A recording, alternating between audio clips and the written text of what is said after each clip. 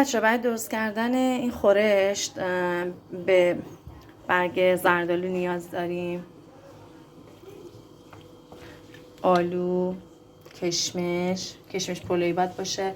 اینجا مرغش رو کامل گذاشتیم بپزه. بعد مرغش رو جداگونه باید پوستش ازش جدا کنیم، جداگونه باید تیکای کوچولو در بیارم کنارش بذارم که بعد نشونتون میدم. اول از همه بریم سراغ اینکه پیاز رو باید کاملا به این حالت سرخ کنیم، بریم که ادامه کار داشته باشم. اول از همه من چون پیاز سرخ شده حاضر دارم، باید اول کشمش رو سرخش کنم، بعد میریم که بعد بگم چیکار کنیم. با من همراه باشید. چون من همزمان کشمش و پیاز رو میریزم تو قابلمه. کشمش رو بعد کاملا تو روغن تفتش بدم. اول حواسم باشه که کشمش نسوزه. اینم که پیاز داغ، اصلا میتونیم با هم مخلوطش کنیم، دوتاش با هم مجدد تفت بخوره.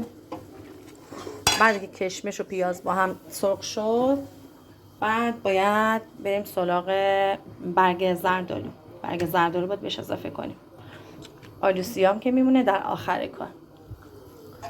شکرم میخواد بچه. این خورشتی که من دارم درست میکنم یه خورشت شیرینه و نیاز به شکر داره.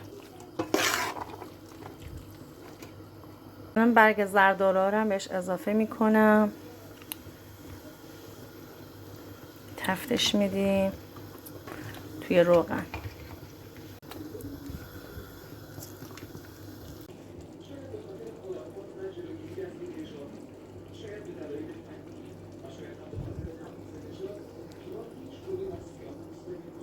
هم از خورش حاضر شده. بعد که میخوایم رو برنج بکشیم بدیم بیرون.